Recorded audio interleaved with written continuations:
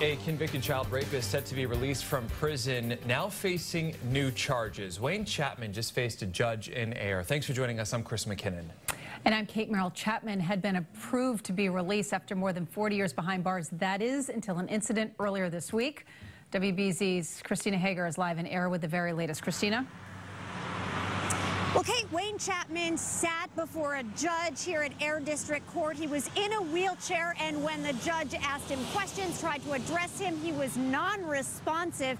His defense attorney in court entered a not guilty plea on his behalf. He faces 3 charges, including indecent exposure and lewd behavior from an incident at mci-Shirley on Sunday and Monday.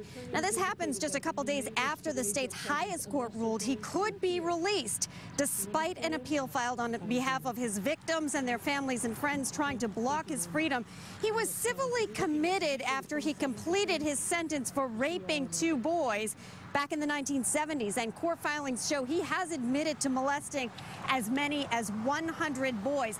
2 psychologists had cleared him for release a couple of weeks ago, saying he no longer poses a danger to the public because of his age. He's 70 years old, and also because he is infirmed. So that prompted, of course, an outcry from victims and their advocates. Their concerns now addressed, at least for now, as he will remain behind bars as a result of these new charges. And the judge said she would put this case on hold while his civil commitment and the status of his civil commitment is now determined.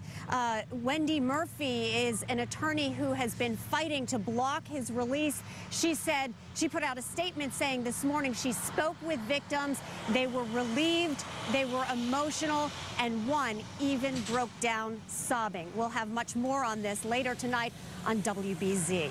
In Ayer, Christina Hager, WBZ News.